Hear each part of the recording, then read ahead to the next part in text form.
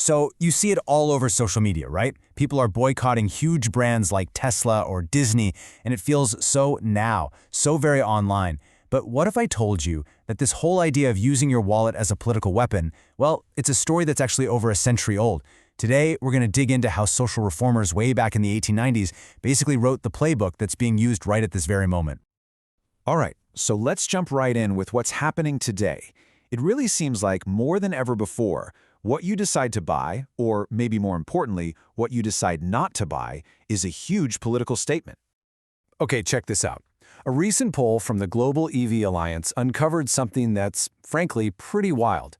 More than half of Americans, we're talking 52%, would actually go out of their way to avoid buying a Tesla. And not because of the price or the battery range, but for political reasons. It's all about the politics tied to the brand. So you gotta ask, what's behind all this? Well, a lot of people are pointing directly at CEO Elon Musk's political moves. You know, after reports came out about his massive financial support for the 2024 Trump campaign and then his appointment to a new government role, well, things started happening. We saw organized protests pop up at dealerships and the brand sales actually took a hit. And it's not just Tesla. Disney is another perfect example. This chart is really telling. Just look at that massive spike in subscription cancellations for both Disney Plus and Hulu in just 1 month. I mean, it's way above what they normally see.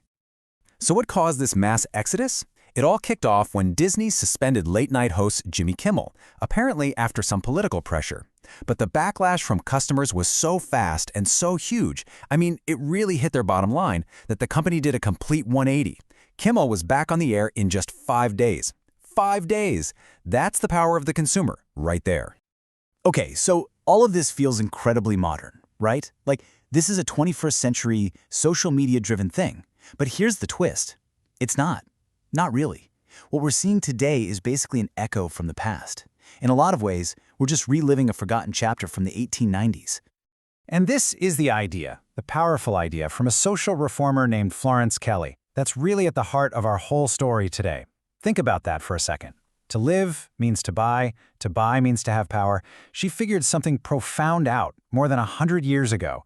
Just this simple act of shopping gives you a voice, gives you power. And with that power comes responsibility.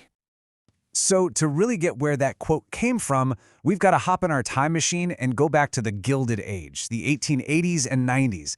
This was a wild time. You had this massive industrial boom, but on the flip side, you had just incredible social inequality and hardship. And something really important was starting to shift in society back then. After the Civil War, for the first time, more privileged white women started getting access to higher education. Now, by 1870, they were still a small group, about 21% of all college students, but they were super motivated.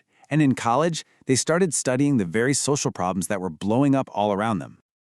And these women, they didn't just write papers about these problems from some ivory tower. No way. Pioneers like Jane Addams and Ellen Gates Starr, they founded what were called settlement houses, like the famous Hull House in Chicago. They literally moved right into the working-class neighborhoods to tackle the brutal day-to-day realities of industrial life head-on. And their work was incredible, absolutely vital, but it was local. It was block by block. So the big question is, how did this on-the-ground charity work suddenly explode into a national movement that had real political muscle? What was the spark? Well, you might be surprised to hear it, but the answer was a tariff. The McKinley Tariff of 1890. It jacked up prices on all sorts of everyday goods, and that directly hit the women who were in charge of their families' budgets. All of a sudden, a political decision made way off in Washington, D.C. was having a very real, very painful effect in kitchens all across America. And this next quote, wow, it just perfectly captures the shockwave this sent through the political establishment. See, when the Republicans got hammered in the midterm elections that year, the Speaker of the House, a guy named Thomas Reed, he didn't blame his political opponents, he blamed the shopping woman. He knew, right then and there, that a brand new political force had just arrived on the scene. And it didn't take long for reformers to realize, wait a minute, if we can channel all this anger from individual shoppers, we could build a national force for change. And they got organized fast. It started out with a local group in New York City back in 1891, but by 1899 it had scaled up into the National Consumers League, led by the absolutely brilliant Florence Kelley. And their to-do list, it was huge. I mean, they were incredibly ambitious. They used the power of the consumer boycott, the threat of it, to pressure companies to finally end child labor, to improve working conditions for women. And they weren't just going after companies. They lobbied the government for regulations that we just completely take for granted today, like basic food and drug safety. And that brings us full circle, right back to today, where the wallet is once again a weapon, and that spirit of the 1890s is alive and well. Just look at this comparison side by side. It's fascinating. On the left, you've got the big issues of 1899, worker safety, ending child labor, making sure your food was safe. Now look at the right. A modern campaign's goals: corporate respect, immigrant rights, diversity and inclusion, voting rights.